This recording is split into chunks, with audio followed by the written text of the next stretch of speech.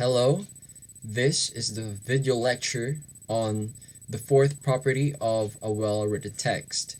Compared to language use, this is the most technical aspect of writing because there are many stringent rules that many, even professionals like myself, violate.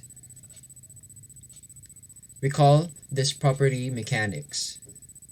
And as you can see on the screen, it has three components, namely capitalization, abbreviation, and punctuation. For this segment, we'll be focusing on the first one. Since elementary days, we've been taught to capitalize words properly. And as we age, we seldom or we never encounter this lesson anymore. So what happens is we violate them. In this class, we're going to revisit these basic rules. The first rule is to capitalize the first word in a sentence.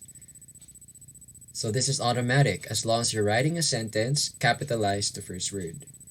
Second, capitalize the first word even in a quotation, as long as it's a sentence. Take note of the consistency. As long as it's a sentence, we capitalize the first word.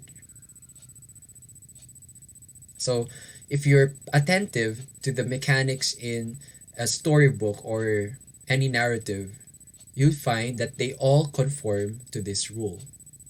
But if the quotation, like in the bottom example, is divided into two parts, we only capitalize the first word of the entire quotation. Anyway, because they are tired, as you can see here,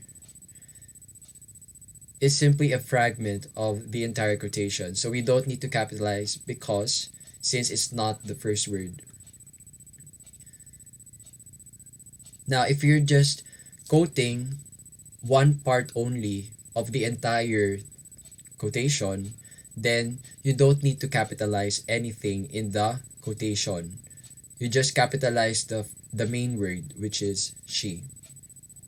The third rule states that the first word after a colon should be capitalized if it begins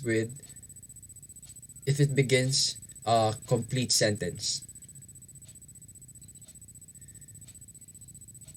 The interrogative sentence, how are we going to, etc., comes after a colon, so we capitalize H. If the word begins a list, no need to capitalize though, because the items, assessments, projects, and extra tasks are not a sentence. Yes, let us always remember to capitalize the pronoun I every time we write it, whether or not it is in a phrase or a sentence. We should capitalize the pronoun I. If ever you're going to use the poetic interjection O instead of OH, the modern one, capitalize it too. What are proper nouns? These are the names of specific persons, places, etc. Woman is a common noun, but Eva Cruz is a proper noun. And as for surnames beginning with Mac, O, or Saint, the next letter should be capitalized, like MacDonald, O'Keefe, St. James. Specific names of places and events ought to be capitalized too. You notice though that the words the and of are left lowercased. There's a special rule behind that which will be discussed later on. And as for groups and references to religion, we capitalize them as well. As for ancient mythology gods, just capitalize the specific name. The god Zeus, the goddess Hera. These religions subscribe to many gods, so we only capitalize the name, not the common noun, god or goddess. But if we're referring to the Christian God, especially if we're using the masculine pronoun his, him, or he, we capitalize H. Special items like the Nobel Peace Prize or Kodak Instamatic we capitalize them too. However, if we're just using a part of the name, let's say we use Kodak only in this phrase, Kodak camera, then we need not capitalize camera because it's just a common noun and it's not part of the brand name.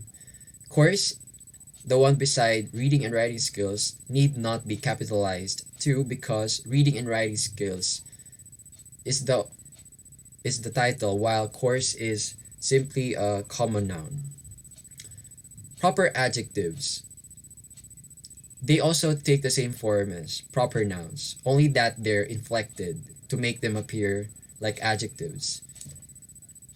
In the following examples, I only recognize Korean and Victorian as legit adjectives because they conform to a specific criteria for determining adjectives.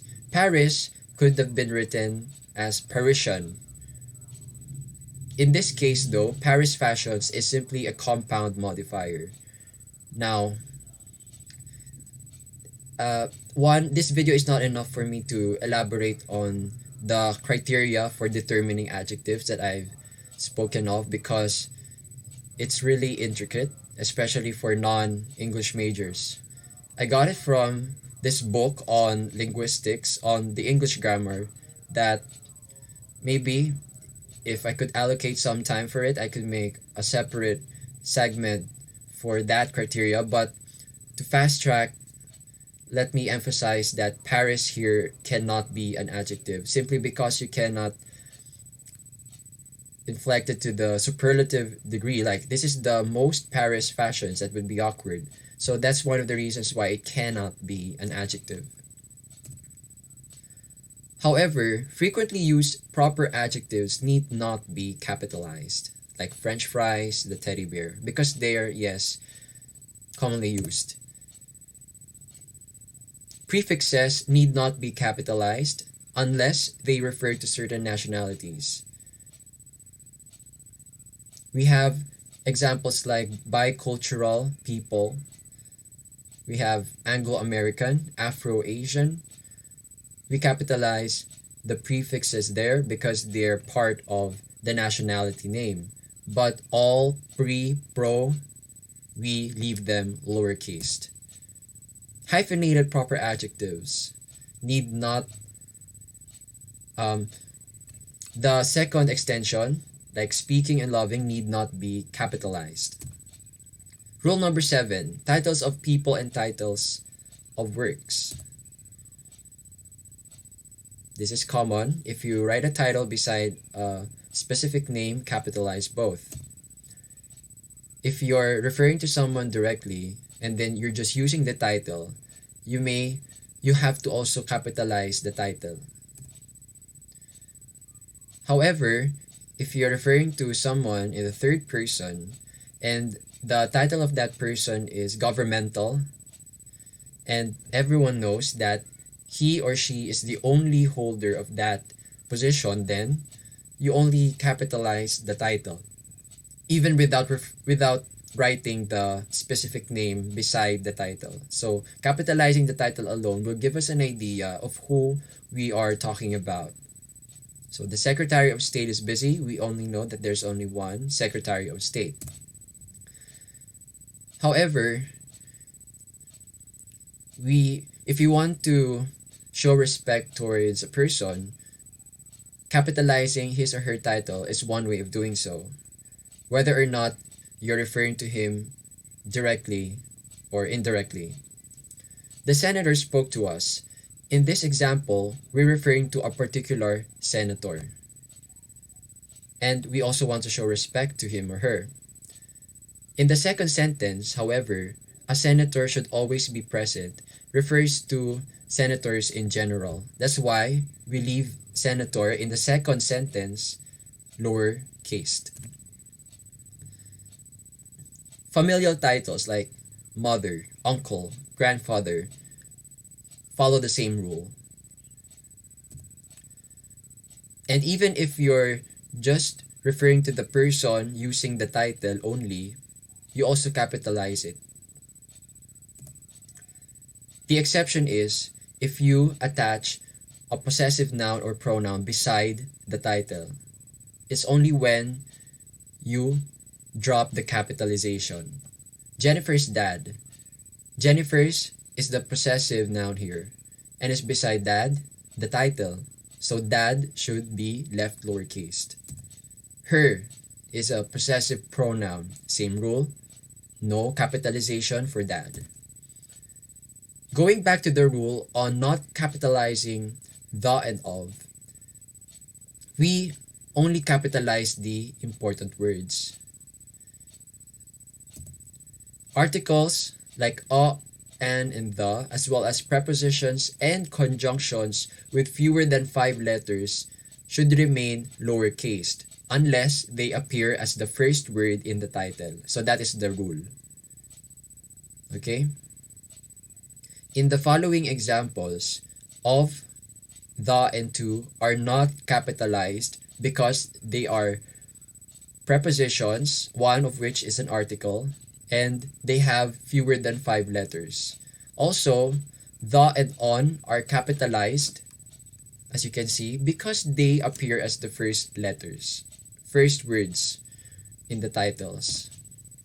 Subtitles, though preceded by a colon, should have the first word capitalized, the one that comes after them immediately, after the colon, that is.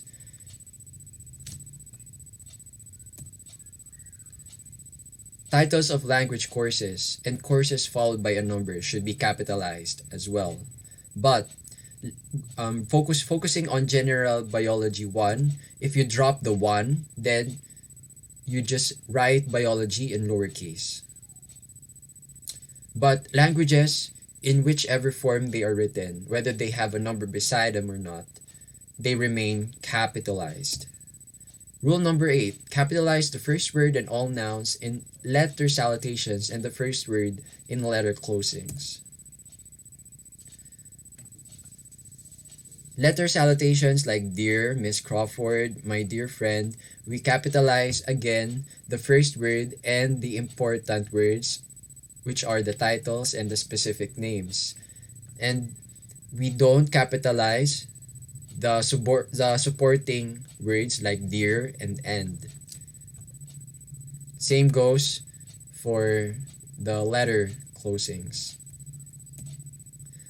To test your capitalization skills, please answer this exercise. Just if you're viewing this video, you will have to type the bit.ly link yourself in the URL, or if you're going to access the PDF file, you can simply copy paste it to the search bar. So stay tuned for the next video lecture, the one on abbreviations.